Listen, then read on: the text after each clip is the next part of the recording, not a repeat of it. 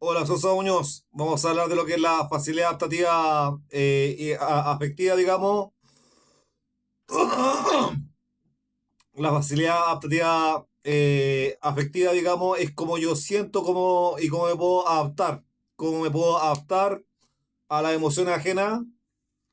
y cómo me puedo adaptar a las emociones ajenas y cómo yo puedo yo tener una capacidad empática fuerte, digamos. La empatía en su sentido original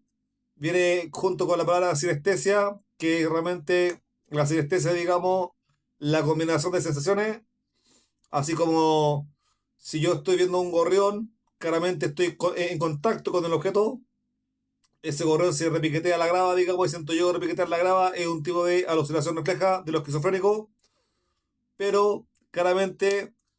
el estar con el objeto es lo más importante y no la relación con el objeto, el estar con el objeto.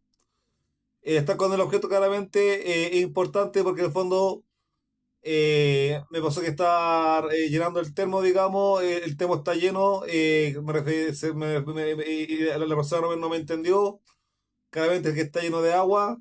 estar con el objeto, eso es la empatía, digamos. Así como la sinestesia, digamos, es claramente la sinestesia es en el fondo la combinación de sensaciones. Claramente uno puede tener una relocalización, digamos, en algún área o un esquizofrénico, digamos, si tiene una representación visual, digamos, de su brazo, digamos, se ve, digamos, la representación visual, digamos, claramente de su brazo y después le da una relocalización de que le duele el brazo, digamos. Claramente un tipo de sensación de dolor, digamos. Pero la empatía es lo más importante, el yo y el yo en la internalización en la internalización del mundo. El yo en la internalización del mundo. Claramente no importa que tan grande sea tu mundo interno. Si tu mundo interno es muy grande y tú eres pasivo en tu mundo interno y tienes un tipo de pasividad claramente como espectador de tu mundo interno, tú tienes que estar claramente con un tipo de... tienes que estar con el yo y la internalización del mundo. El yo y la internalización del mundo. Ahora, claramente, es una identificación regresiva si yo siento como el objeto. Claramente, si yo siento como el objeto. Pero si yo siento como el objeto, digamos, claramente me pueden decir que los transexuales, digamos, tienen ese sentirse como mujer, digamos, y siente con el objeto, digamos. Claramente sería un tipo de identificación regresiva, una regresión, un estado anterior, digamos, al que tiene, al que debe estar, digamos, algún tipo de regresividad, se entra mucho en regresión, pero claramente la gente que con menor tipo de intelectualidad es más empática, digamos, siente como el otro y puede estar en contacto con el otro, incluso siendo con un déficit perceptivo, digamos.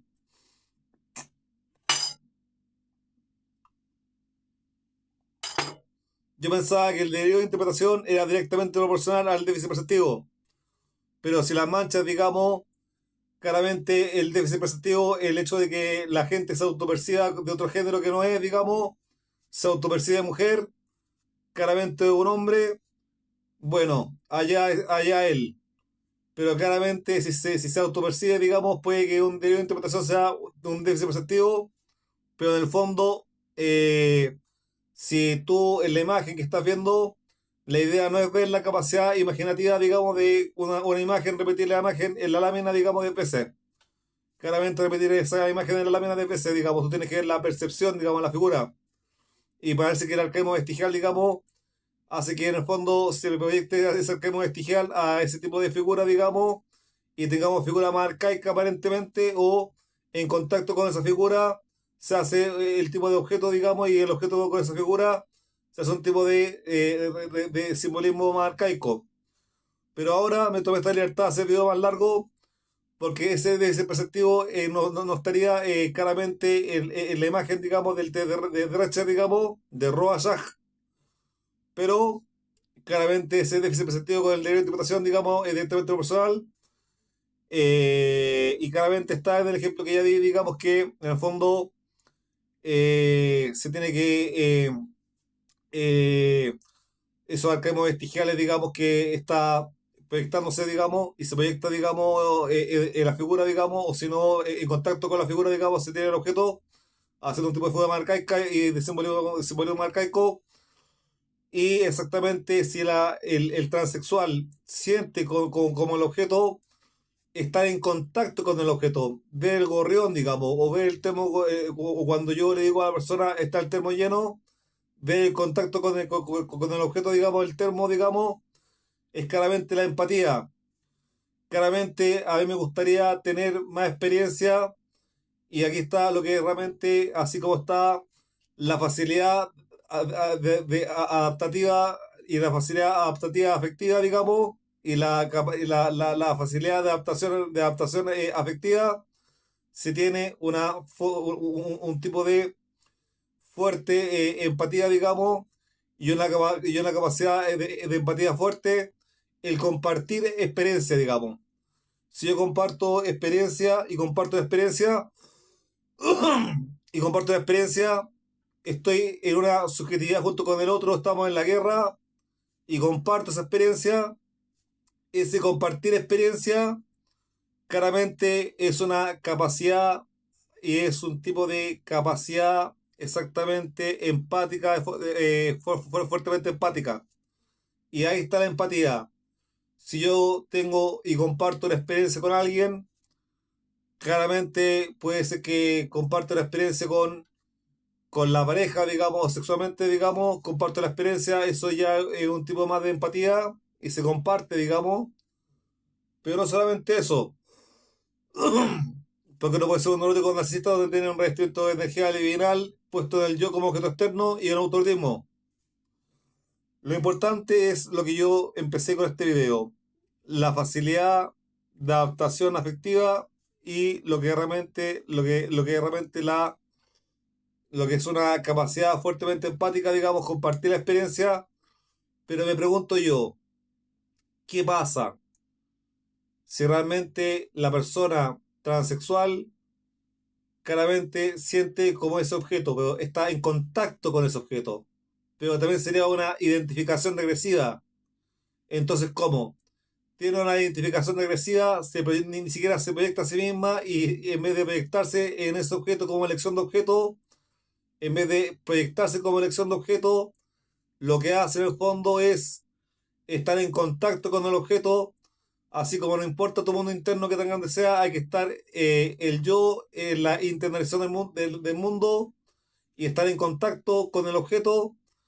Claramente ahí está la disyuntiva entre una identificación regresiva, el carácter identificatorio de mi identidad, pero lo que estar en contacto con el objeto, digamos, y claramente como el yo está,